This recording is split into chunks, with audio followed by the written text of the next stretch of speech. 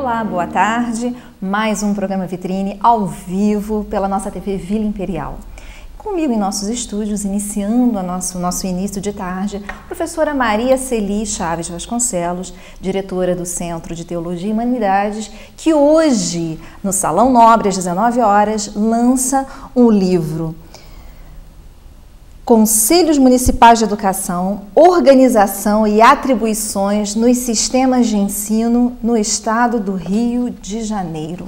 Professora Maria Celi, boa tarde. Boa tarde, Kátia. Boa tarde a todos. Olha, esse título é um título, né, que promete, né? Conselhos Municipais de Educação. Quer dizer, vamos começar falando exatamente por que escrever um livro sobre os Conselhos Municipais de Educação. Bem, esse livro é fruto de uma pesquisa que nós desenvolvemos ao longo dos anos de 2007 a 2010. Essa pesquisa foi realizada em duas universidades, a Universidade Católica de Petrópolis e a Universidade do Estado do Rio de Janeiro, com projetos de pesquisa aprovados nas duas universidades, e que envolveu bolsistas, pesquisadores, tanto da UCP quanto da UERJ. Esses bolsistas que participaram do projeto foram financiados com bolsas concedidas pela FAPERJ, pelo CNPq, pela Fundação Dom Sintra. E então nós, ao longo desse período, fizemos uma pesquisa envolvendo os Conselhos Municipais de Educação no Estado do Rio de Janeiro. Do que trataria isso? Os Conselhos Municipais de Educação foram se constituindo no Estado a partir da Constituição de 88, quando os municípios passam a ter autonomia sobre o seu sistema de ensino. Então, uma das medidas que, após a LDB de 96, foi tomada pelos municípios foi a constituição de um Conselho Municipal de Educação. Esse órgão normativo da educação local deveria ser aquele que faz o planejamento e o acompanhamento das políticas educacionais implantadas nos municípios. E, portanto, assim, no Estado do Rio de Janeiro, a partir de 96, foram se constituindo esses órgãos. Desculpa, você falou deveria, né? Essa ênfase no deveria. Quer dizer, a pesquisa revelou... Exatamente, porque o que acontece no livro que nós vamos lançar hoje à noite, o que a gente mostra são os resultados da pesquisa, entre eles essa diferença que ainda existe entre o real papel dos Conselhos Municipais de Educação e o que, de fato, na prática, no cotidiano desses órgãos, é observado. Há uma grande discrepância? Sim, porque, na verdade, os conselhos, de maneira geral, os conselhos de educação, e, no caso, aí estaríamos também falando do Conselho Estadual de Educação, o Conselho Nacional de Educação, eles foram pensados para que se comportassem como órgãos de Estado. Ou seja, que eles não dependessem das políticas de governo, não fossem órgãos de governo, não tivessem a sua continuidade atrelada às políticas de governo, mas que eles fossem não só garantidos pela legislação, mas que eles também garantissem a continuidade das políticas educacionais. Com uma certa autonomia, talvez. Exatamente, com autonomia, que eles estivessem não só como órgão assessor, consultor do executivo, mas também deliberativo sobre as políticas educacionais da educação. E o que nós, na pesquisa, constatamos é justamente que existe ainda um caminho muito grande a ser percorrido para que esses conselhos municipais investigados, e que na verdade representam grande parte do que ocorre em todos os conselhos do Estado, nos 92 municípios, claro, com raras exceções, mas então o caminho que ainda é necessário para que esses conselhos estejam de fato assumindo o seu papel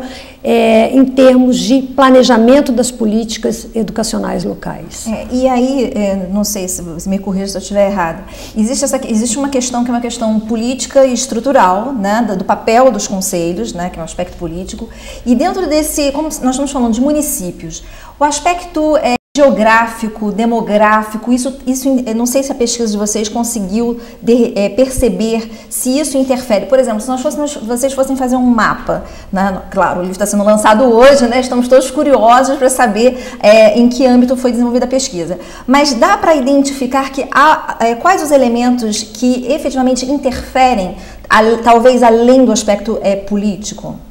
nessa gestão? Sim, a nossa pesquisa, ela envolveu 12 municípios, in loco.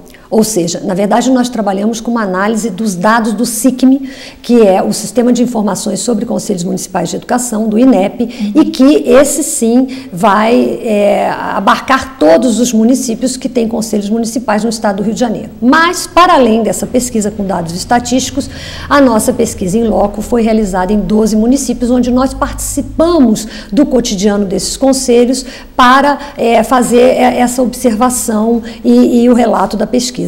Esses 12 municípios, eles estão localizados em 3 das 8 regiões administrativas do estado. A região metropolitana, a região serrana e a região centro-sul fluminense. Em termos geográficos, nós fizemos, que é a sua pergunta, nós fizemos a pesquisa em municípios, então, com pequenos, municípios geograficamente menores e que também tem uma população mais reduzida, e no principal capital, em termos de população, município do estado, que é o próprio município do Rio de Janeiro, o Conselho do Município do Rio de Janeiro. E o que nós constatamos é que essas questões que envolvem as localidades, elas tanto estão presentes nos municípios pequenos, as questões do Conselho, como no próprio Conselho Municipal do Rio de Janeiro, de Niterói, que também foi outro município que nós pesquisamos e que faz parte da região metropolitana. Ou seja, algumas questões que envolvem a autonomia dos conselhos, as questões do envolvimento da política local nos conselhos, a normatização da educação, o caráter deliberativo, como esses conselhos se compõem, como essa composição resiste às mudanças políticas, como as representações dentro dos conselhos conseguem trabalhar as reais necessidades do município. Enfim, são questões que aparecem nos municípios pequenos, bem como nos municípios que têm uma rede pública de educação maior. Ou seja, o que nós concluímos em relação a essas questões dos conselhos, de maneira geral, é que há um caminho a ser percorrido. E o nosso livro, o que pretende é contribuir no sentido de que esses conselhos tenham, a partir das experiências bem-sucedidas narradas na nossa pesquisa, alguns, digamos assim, caminhos, algumas perspectivas que eles possam buscar dentro dos seus colegiados. Então, sugere algumas trajetórias possíveis bem-sucedidas. Sim, e apresentamos experiências também, são relatadas experiências dos conselhos, experiências de deliberações, de pareceres, casos que foram trabalhados no conselho, que foram julgados, reflexões sobre determinadas matérias, como foram conduzidas nos conselhos. Então, o livro também apresenta esses relatos, que eu acho que contribuirá para que outros conselhos também percebam a dimensão da importância que esses órgãos colegiados têm dentro da educação municipal e que, de fato, assumam o seu papel, digamos assim, na educação local, não é? Esse papel planejador, de acompanhamento das políticas educacionais e mesmo de estar lado a lado com o poder executivo. E como uma acadêmica extremamente produtiva, né, vamos falar também um pouquinho, que não apenas o lançamento do livro hoje, mas você esteve presente em 2 eventos, né, um em Salamanca e outro em Lisboa. Então, rapidamente, também foram apresentação de trabalhos?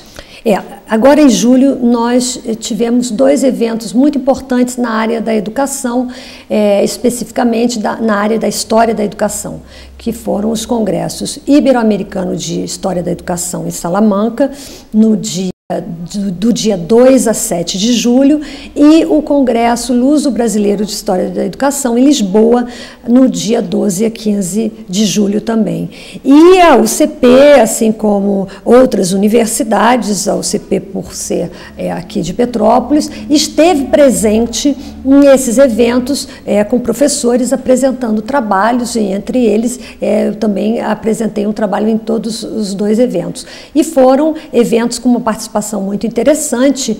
O Congresso Ibero-Americano em Salamanca, com uma presença de diversos pesquisadores da América Latina, não é? Então encontramos colegas da Venezuela, do Peru, do México, da Argentina, do Chile, que estiveram conosco, falando também de como a história da educação está sendo abordada nesses países, bem como da Espanha e de Portugal, o que para nós é um intercâmbio muito interessante. E no Columbé, nós também participamos com uma representação brasileira bastante significativa no Congresso, de todos os estados, praticamente, da federação, e aqui de Petrópolis também, mais uma vez, com alunos e professores da universidade, estivemos presentes também no Congresso de Lisboa.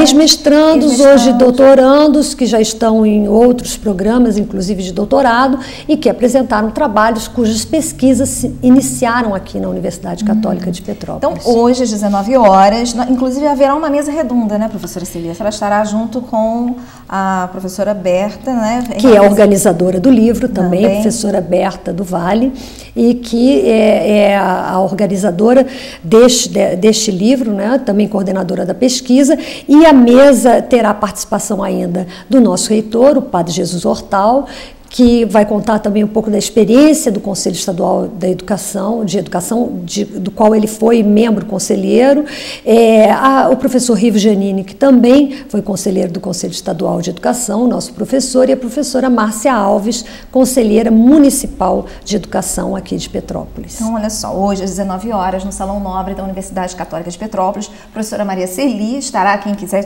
esclarecer dúvidas, né, o livro estará sendo lançado, haverá essa mesa redonda, né, com esses baluartes da educação, né, que atuaram no Conselho Estadual de Educação, participando do lançamento do livro Conselhos Municipais de Educação, Organização e Atribuições nos Sistemas de Ensino do Estado do Rio de Janeiro. Professora Celia, sucesso no evento. E aí estamos torcendo que você retorne numa outra oportunidade com o livro para que nós possamos tratar de alguns assuntos que são extremamente relevantes para a educação no nosso município. Ok, muito obrigada. Nós vamos para um pequeno intervalo e já voltamos.